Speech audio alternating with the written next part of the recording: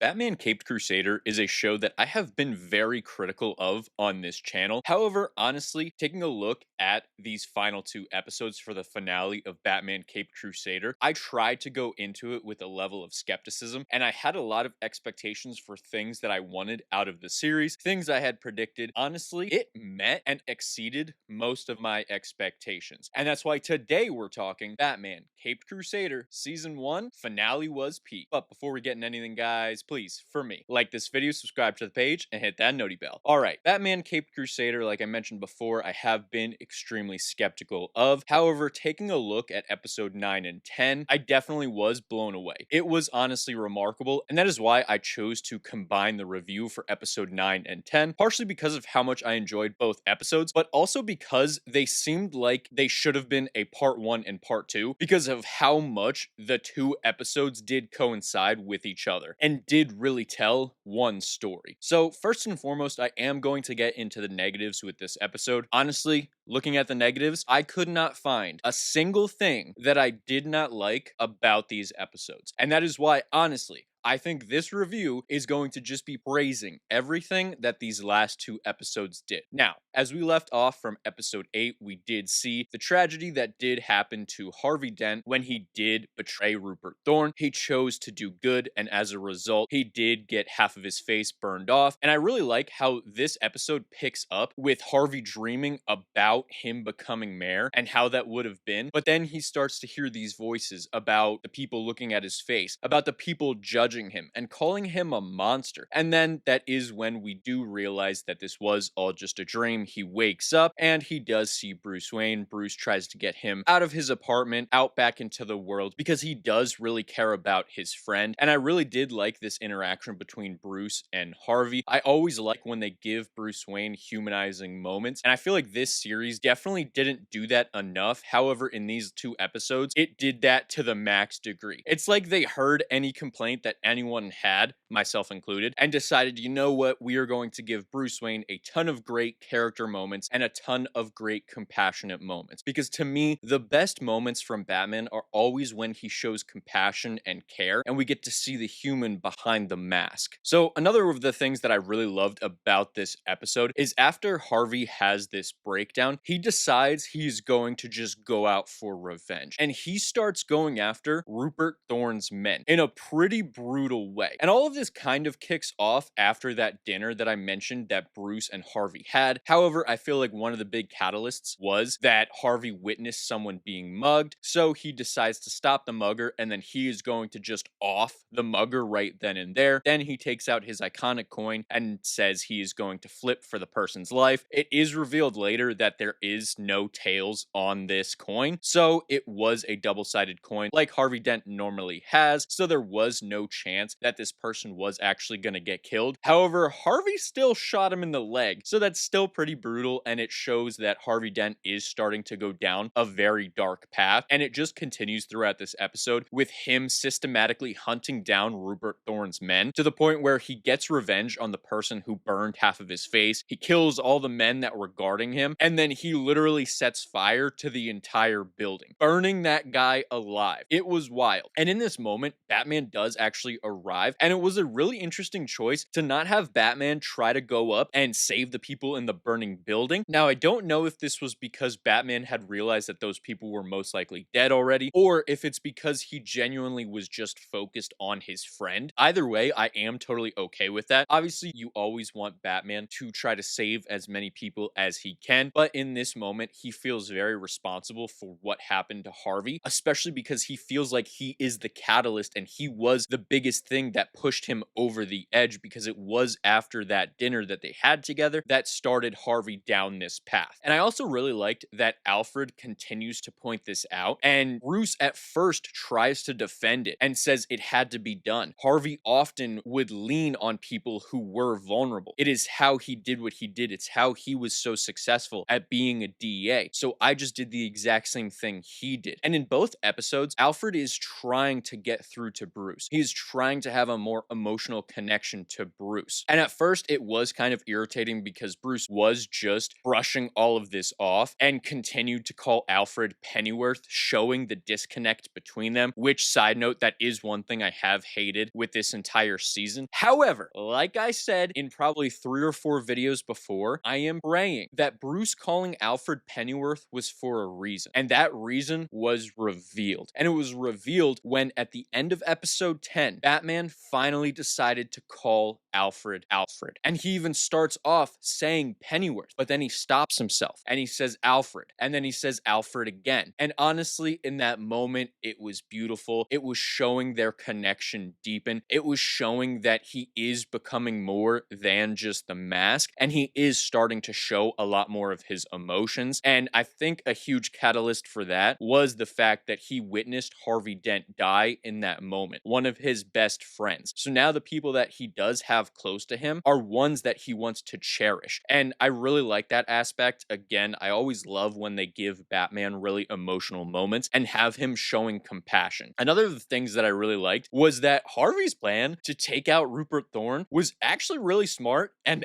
actually worked. To a point. Obviously, Rupert Thorne did survive the entire altercation, but Harvey ended up using 2 of Rupert Thorne's men as bait to drive a car straight through Rupert Thorne's house. And then all of a sudden, there is gunfire from the top of the balcony after they pull out the men from the car, realize they are both dead. The car was just rigged to accelerate through Rupert Thorne's house, and then Rupert Thorne tries to get his son out of there. However, before he can, Harvey is there. All of the men are dead, and he does have that standoff against Rupert Thorne. And in this moment, part of me was kind of hoping that he just offed Rupert Thorne, because we have witnessed Rupert Thorne do so many bad things throughout this series. He definitely at this point has it coming. However, he does still have a son, and his son decides to step in this moment. And honestly, I don't know how I would have reacted if Harvey did decide to just shoot his son and then shoot Rupert Thorne. I feel like that would have been something that was irredeemable. However, before he could do this, Batman does swoop in and Batman does inevitably stop him, which was a really difficult situation because,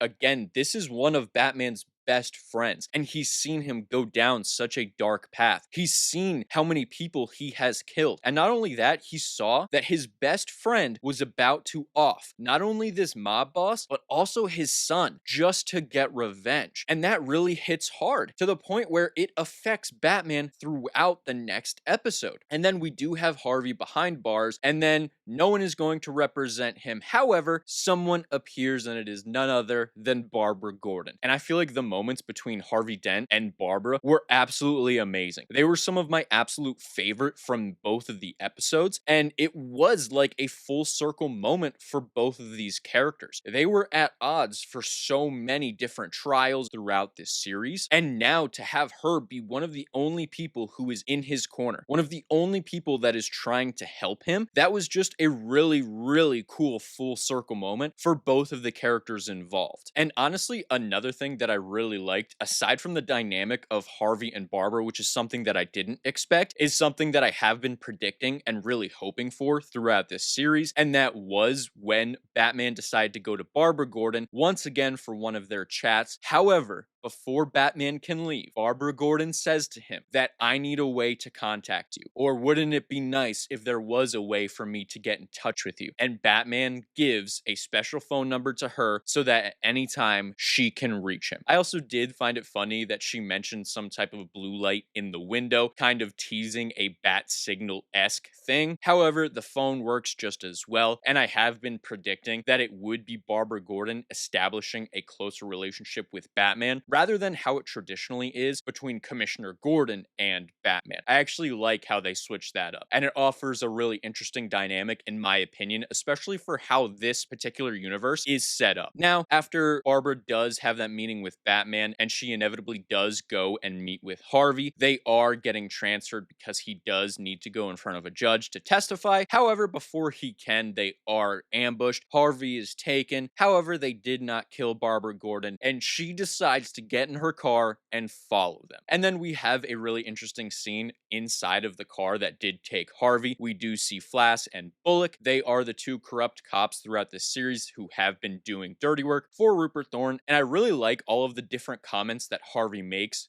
to them and him just trying to pry apart their relationship. And it honestly starts to work. And you could see the cracks forming between these two people. And Bullock especially starts to feel like Flask is just using Bullock as a fall guy. Before anything else can happen, Harvey decides to kick Bullock right in the head, flipping over the car. This was an awesome scene. We see Harvey then escape, and luckily Barbara Gordon was following along, so she does pick him up and they get out of there. They do stop at a payphone, and this is where we see she does involve her father, Commissioner Gordon, Detective Montoya. However, before they leave there, she makes another phone call, and it is to none other than the Batman. So now we have Batman, Barbara Gordon, Commissioner Gordon, and Detective Montoya all trying to protect Harvey Dent at the docks from Rupert Thorne's men and from a couple crooked cops. So we get a cool action sequence of Batman taking down a bunch of these thugs. We get some cool scenes of Barbara Gordon taking some of them down, Detective Montoya, Commissioner Gordon, all taking them down. Harvey is shot throughout this whole process, and he tells Barbara Gordon to leave him behind multiple times, and she just refuses to, showing that she is one of the characters in this series that probably has the best or one of the best moral compasses in the entire city and in the entire show, which is really cool to see. She has always shown to be a pure-hearted character, especially in this series. So the fact that she is refusing to just let Harvey go, leave him off to die, is really cool. I feel like it was fitting for her character. And then they do decide to escape in Barbara's car. However, before they can get there, Bullock and Flask do arrive, and Bullock is about to shoot Barbara, which is pretty crazy. However, then we do see a gun pointed straight at Bullock's face, and it is none other than Commissioner Gordon. And I can only imagine how pissed off Commissioner Gordon was in this moment, because he just saw a crooked cop on his own police force point a gun at his daughter, which is absolutely insane. And this is also after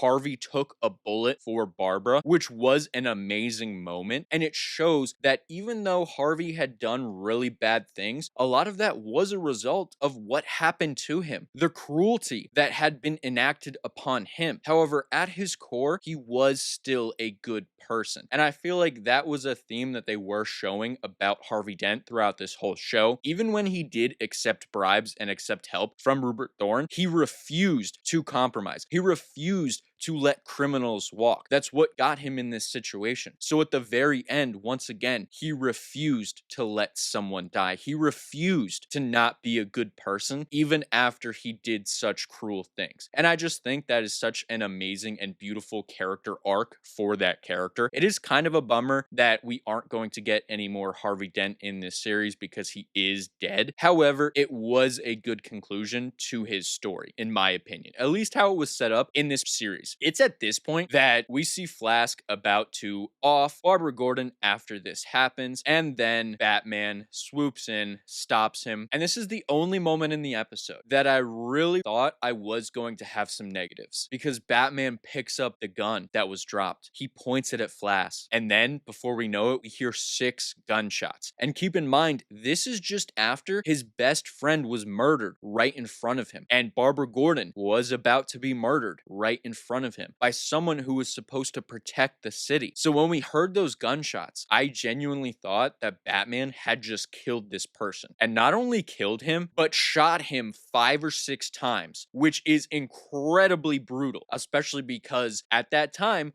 Flask did not have a weapon on him. Batman was the one who literally had it in his hand. However, we do then see that Batman just shot around his head. He did not actually kill him, but even still, he is in a really bad emotional state at that point, so he does beat the shit out of Flask, which is totally understandable. Like I said, he just witnessed his best friend get murdered right in front of him, something he himself takes partial blame for because he sees himself as the catalyst for what was happening, at least in part. That is essentially the end of the episode. Things get resolved. Harvey Dent is now dead, and we do see a little bit of banter between Commissioner Gordon and Batman, where Commissioner Gordon says to him, "If you stick around, I would have to arrest you once everyone else arrives." So he is is warning Batman to just get out of here. And then we do see Rupert Thorne talking to someone and mentioning how easy this was and how no one can really stand against him. Anyone who causes problems can be silenced. However, it is at this point that we see a Batarang fly right through the window and land right next to Rupert Thorne. And all he sees outside is Batman on top of a rooftop. You get the iconic lightning flash right as he is looking at Batman. The wind blows, and you can just tell in this moment Rupert Thorne knows that his time might be numbered, because now it is not just the police that are after him. Now it is the Batman. And Rupert Thorne does not know that he just caused the death of one of Batman's closest friends. So that leaves a lot for them to do in season 2. I'm really excited for what they are going to show us in season 2. We do get a little teaser for season 2 as well at the end of this episode, that teaser being the Joker. I don't have a whole lot to say about it just because we don't really get much other than seeing him essentially experiment with different laughing gas from what it looks like on different people, and then he says less than 10 words. It's very quick. We don't even see a full design. We see very little of his face. The voice, I will wait to judge it until I hear more. However, I am really excited to see this portrayal of the Joker, as he is one of my favorite